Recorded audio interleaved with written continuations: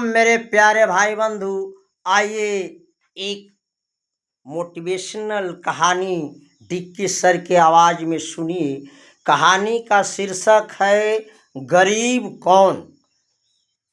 शीर्षक ध्यान से सुनेंगे और कहानी 5-6 मिनट की होगी, उसे भी ध्यान से सुनेंगे तभी बात समझ में आएगी। हम सभी लोग अमीर गरीब ऊंच नीच आदि प्रकार के भेदभाव रखते हैं, लेकिन इस कहानी से सिद्ध होगा कि हम सभी एक मनुष्य हैं और एक समान हैं।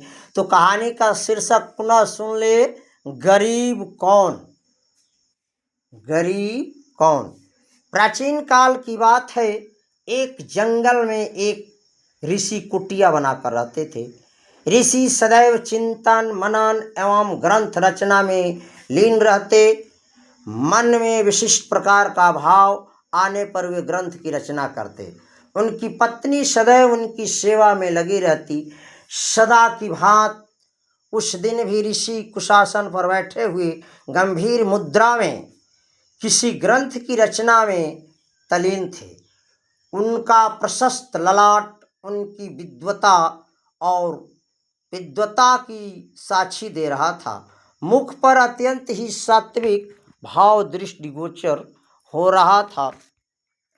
पूर्व दिशा में गगन मंच पर बाल अरुण की लालिमा अपना सौंदर्य बिखेरने लगी। पक्षियों का मनभावन कलरव भी होने लगा, लेकिन ऋषि ग्रंथ रचना में लगे रहे।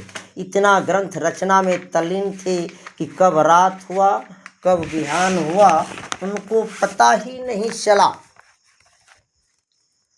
ऋषि जिस तपोवन में अपनी पत्नी के साथ रह रहे थे, इसके बारे में उन्हें जानकारी नहीं है कि यह किस राजा के राज्य की सीमा के अंतर्गत है। उन्हें जानने की आवश्यकता भी नहीं है। आकाश ही उनका छत है, पृथ्वी ही बिछौना है, जंगल के कंदमूल और खेतों में बचे अन्न का कण ही उनका आहार है। जंगल के जीव जंतु ही उनका परिवार है।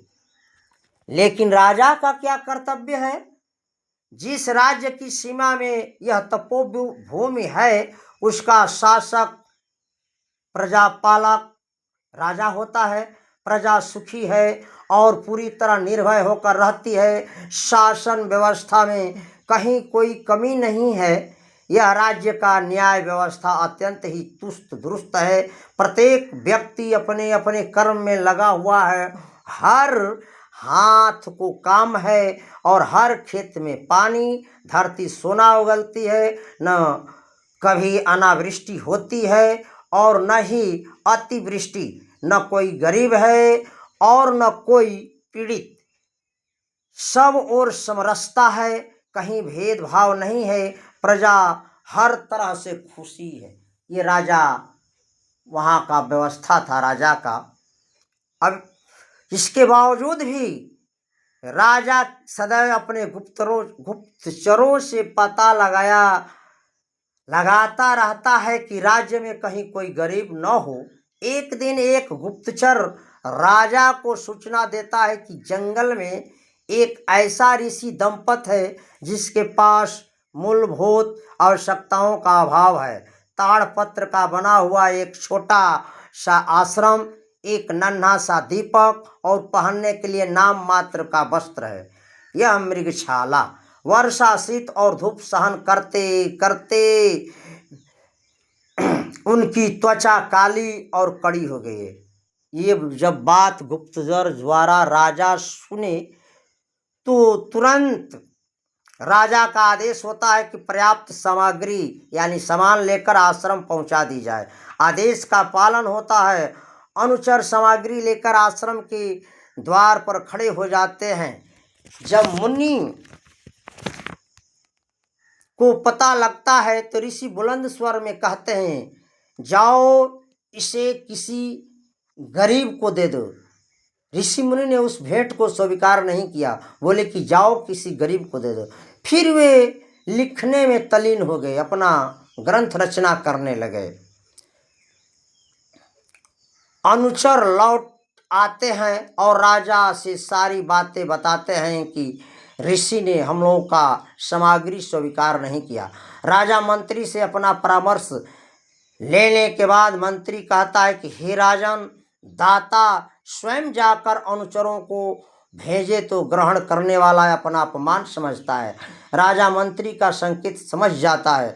दूसरे दिन राजा अपने मंत्री, अनुचरों एवं अंगरक्षकों के साथ पर्याप्त सामान लेकर ऋषि दंपत के पास स्वयं पहुंचता है। शोर सुनकर ऋषि का ध्यान भंग होता है। पहले की तरह ही वे आने का कारण पूछते हैं। राजा आगे आकर विनम्र स्वर में कहता है कि महाराज, हे महात्मन, जिस कुटिया में आप रहते हैं वह मेरे राज्य की सीमा में है। मैं यहाँ का राजा हूँ। मैं कुछ सामग्री आपकी सेवा में लाया हूँ, इसे स्वीकार कर मुझे उपकृत करें। लेकिन ऋषि कल की बात ही आज भी कहते हैं कि मैं कल ही कह दिया था कि इसे किसी गरीब को दे दो। ऋषि के ये शब्द राजा को कटु नहीं बल्कि अभिमान से भरे प्रतीत होते हैं। उसे आवेश आ जाता है। वह ऋषि से कहता है, क्षमा कीजिए, हमारे राज्य में आपके अतिरिक्त कोई गरीब नहीं है। यही समझकर आपकी सेवा में यह सामग्री लाया हूँ। यदि आप इस भांत दीनहीन अवस्था में रहना चाहते हैं तो आपकी इच्छा है, मैं क्या कर सकता हूँ। कहकर राजा सामग्री के साथ लौट आता है। राजा लौट आता है लेकिन चिंता उसे घेर लेती है। उसे चिंतित देख कर रानी कारण जानने का आग्रह करती है तो वह सारी बात बता देता है। रानी सुनती है और फिर करुणापूर्ण वाणी में कहती है कि राजन, आपने अच्छा नहीं किया। शायद आप यह साधारण पुरुष को नहीं जानते हैं। वे एक महान शिव भक्त हैं। खेतों में से बचे कण चुनकर अपना जीवन निर्वाह करते हैं, इसलिए नाम उनका कणाद पड़ा। क्या पड़ा? कणाद। आपने यह एक बार भी नहीं सोचा कि किसे दान देने जा रहे हैं? किसे? आपका सौभाग्य अच्छा रहा कि उन्होंने श्राप नहीं दिया। तुरंत वहां जाकर आप महर्षि से क्षमा याचना कीजिए, विलंब न कीजिए महाराज। अर्धरात्रि का निस्तब्ध वातावरण और महर्षि कणाद की कुटिया। राजा ऋषि को प्रणाम करता है और सिर झुकाकर खड़ा हो जाता है। महर्षि की दृष्टि राजा पर पड़ती है। राजा क्षमा याचना करता हुआ कहता है, महर्षि, मुझे बड़ी भारी भूल हो गई। राजा विनम्र भाव से कहते हैं कि हे महर्षि, मुझसे भारी भूल हो गई। मैं आपके विषय में नहीं जानता था। तब महर्षि सहज भाव से कहते हैं, मैं आपके राज्य में रहता हूँ, लेकिन मैं कभी आपके पास नहीं गया।